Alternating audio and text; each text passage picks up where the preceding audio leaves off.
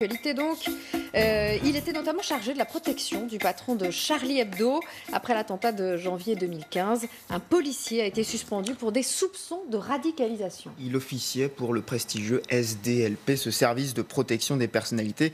Donc la DGSI a émis un avis défavorable à sa reconduction après avoir constaté qu'il avait consulté ce policier des sites islamistes sur Internet. Alors le policier conteste évidemment cette radicalisation. Je vais citer Goethe là, parce que je veux vous impressionner Yacine. Mieux vaut une injustice qu'un désordre. Est-ce que ça justifie qu'on écarte quelqu'un sur de simples soupçons ? Vraiment, alors je suis français de confession musulmane, je suis quand même l'archétype de celui qui arrive à bien les mélanger. Il n'y a pas de problème, aucun ne percute l'autre. Soupçon de radicalisation, vraiment, on va rentrer dans un truc technique, mais sur quoi on se base, vraiment? Quels sont les sites qu'il a consultés? Mais ça, c'est à titre de curiosité. Hein. Je suis pas en train Il est de confession musulmane, hein, Absolument, d'accord, il est de confession musulmane, parce que c'est vrai que la radicalisation pourrait être autre. C'est ce qui m'intéresse, et surtout de savoir, pardon de dire ça, mais je pense que Netflix pourrait racheter les droits, tellement ça m'a l'air, ça on dirait le début d'une série. Mais j'aimerais bien savoir pourquoi il a été destitué, et si c'est avéré que c'est quelqu'un qui s'est radicalisé. Parce que c'est vrai que le soupçon concernant la radicalisation est quand même, dans ce pays en ce moment, et des fois à juste titre et des fois non, est un peu automatique. Mais là, c'est la DGSI quand même qui a bien sûr. Mais c'est pas léger. C'est quand même. Il faisait partie du service de la protection. Bien sûr. Et la DGSI a quand même enquêté pendant 1 an. Et là, on lui donne un avis défavorable. Mais je pense que l'immédiateté. C'est quand même la personnalité la plus menacée. Mais l'immédiateté est liée à la personnalité qu'il surveille. Oui. C'est pour ça. Et à juste titre. Moi, je suis tout à fait d'accord avec Goethe, ce qui a été dit. C'est que vraiment, il faut faire preuve d'un peu de prudence. Mais après, j'ai envie de rentrer dans le fond du dossier, de savoir si c'est avéré ou pas. Parce que ça se trouve, cet homme-là, il y aura un non-lieu. Mais le terme de radicalité, de radicalisation, pardon de dire ça, mais moi, je l'ai vécu de plutôt près. Il y a beaucoup de gens que j'ai connus, par exemple, qui ont été fichés S, juste pour avoir reçu un coup de fil de quelqu'un qui l'était. Ça veut dire qu'il y a eu un automatisme pendant quelques temps, et à juste titre, parce que notre pays a vécu un traumatisme quand même d'une importance historique. Mais ce que j'aimerais... Vous avez été taxé de radical ou pas? Non, mais moi je suis radical à partir du moment où je viens sur un plateau et que je suis rasé, que je dis qu'une femme volée, elle fait ce qu'elle veut. C'est-à-dire que vous en avez souffert ou pas? Non, mais je souffre de la place de quelqu'un qui s'appelle Yacine Bellatar, pardon de parler de moi à la troisième personne, qui est quand même quelqu'un de médiatisé. Pour quelqu'un au quotidien, je parle d'un policier, ou justement aussi on parle beaucoup aussi dans les milieux hospitaliers, où il y a beaucoup de brancardiers avec une barbe ou pas, qui me contactent en me disant « je n'ai rien fait ».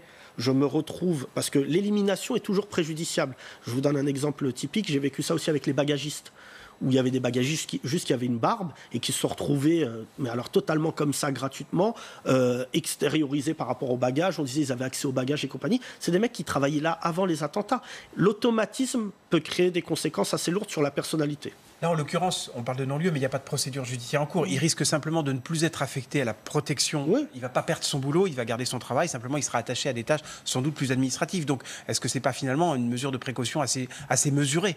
Alors, je vous dis quelque chose ici sur lequel je suis en train de travailler. Je ne devrais pas le faire, mais je vais le faire. Comme ça, les gens seront au courant. Je suis en train de travailler sur les gens de confession musulmane au sein de la police, qui se plaignent avec beaucoup de constance des rapports qu'ils ont avec une certaine catégorie de policiers. En fait, il y a des policiers dans notre pays qui sont français, qui sont fiers d'être musulmans. Ils veulent sauver les gens, ils veulent faire partie de cela. Il s'avère que depuis les attentats, il y a une forte tension au sein de la police. Et je dis ça aux syndicats qui regardent visiblement votre émission, parce que la dernière fois que j'ai parlé d'eux, ils m'ont gentiment contacté. Il va falloir que la police française fasse un audit des gens qu'elle a, même si les statistiques ethniques sont interdites dans notre pays. Mais il y a beaucoup de gens qui disent c'est très bizarre, je ne suis pas sur des affaires où il y a des radicalisés et tout, parce que je suis de confession musulmane. Je vous donne un chiffre très simple. Après le 11 septembre, il y avait très peu de policiers américains de confession musulmane. Les Américains ont été pragmatiques. Ils se sont dit quoi? Ils se sont dit on va s'appuyer sur des policiers américains musulmans pour comprendre, pour lutter et compagnie. Nous, en France, on a fait l'effet inverse. C'est-à-dire que depuis quelques années, tout policier de confession musulmane, on l'écarte en disant peut-être il aura un lien, mais on n'est pas dans Homeland. Je veux dire, à un moment, il y a des gens qui veulent être français. Et d'autant plus, je vous dirais quelque chose, moi, si j'étais la police française, je m'appuierais encore plus sur les policiers de confession musulmane parce qu'eux, ils sont doublement affectés. En tant que policiers, parce qu'on a tué leurs collègues. Je vous donne un exemple simple. Ahmed Merabet est un policier. On le cite rarement, mais juste dire ça. Oui, Oui, on a été Charlie. Mais moi, j'ai aussi été Merabet. Je suis allé à l'enterrement de ce policier. J'ai vu des policiers à lui, des collègues pleurer parce que c'était juste Ahmed Merabet qui était... Et on se souvient de ce mec qui disait par terre au frère Kouachi, c'est bon chef. Et il lui a tiré une balle. Il lui a tiré une balle de sang-froid. Et je peux vous dire là-dessus, vraiment, je le dis, ça m'affecte. J'ai envie, moi, d'aider mon pays, Yacine Bellatar. J'ai vraiment envie d'aider mon pays parce que j'aime mon pays. Mais il va vraiment falloir se poser la question de savoir est-ce que le fait juste d'être musulman est devenu problématique dans notre pays. C'est vraiment la question que je me pose. Mais Yacine Bellatar, j'aimerais rebondir sur ce que vous dites sur les policiers. Par exemple, il y a quand même 30 policiers gendarmes qui sont actuellement suivis pour radicalisation et pour rebondir aussi par exemple sur 280 000. Mais pour rebondir aussi par exemple sur le livre de Davé Lom, Inch'Allah, où dans lequel il y a un passage où il parle de ce fameux commissariat où il y a une dissonance parce qu'en fait il y a une partie qui mange halal. Vous expliquez ça comment vous? Alors moi, Davé Lom, je les connais. Elle est où la caméra? Voilà. Elle est là. Inch'Allah, votre livre il marche pas. Voilà. Pourquoi? Parce que ce livre, j'aime bien les gens qui viennent défendre des livres. Ça fait 2 semaines que les gens qui ont été interviewés dans ce livre prennent la parole pour dire « je n'ai pas dit ça, ça ne s'est pas passé comme ça ». Ce syndicat de police du 93 a pris contact avec moi pour dire « ce n'est pas vrai ». Ce n'est pas vrai. On a fait ça. Voilà ce qui s'est passé. Il n'y avait pas de viande halal et compagnie. Ça a pris une dimension, pardon de vous dire ça, mais Davé et l'homme, ce sont des journalistes qui travaillent au Monde. C'est pas, les journalistes du Monde ne sont pas du tout d'accord avec le contenu de ce livre. Et deuxièmement, à un moment, la réalité, c'est de dire vous ne pouvez pas vous arrêter à une préface et laisser 5 mômes, parce que c'est ça le livre de Davé et l'homme. Ils ont préfacé le livre, ils sont venus le défendre. Mais moi, Davé et l'homme, je leur dis avec beaucoup de sympathie, les gars, honnêtement, vous n'avez pas honte que votre livre soit revendiqué par Zemmour? Vous n'avez pas honte de ça, que Zemmour aujourd'hui, parce que c'est pas des fake news, attention, c'est pas ce que je suis en train de dire. C'est des news qui ne sont pas complètes. Eux, ils justifient leur livre en disant que c'est François Hollande qui leur a dit que l'islam allait être un problème. Je veux dire, à un moment, ces gens-là, quand même, Davé et l'homme, j'aime beaucoup. Ce sont des bons journalistes, mais pardon de vous dire ça, mais à chaque fois qu'ils ont pris un propos de Hollande, c'était à son insu. Ils ont posé un portable pendant 1 an. À un moment, il ne faut pas hystériser le débat. Moi, le 93, j'y suis tous les jours pour des raisons quand même liées à ma position actuelle au Conseil présidentiel des villes.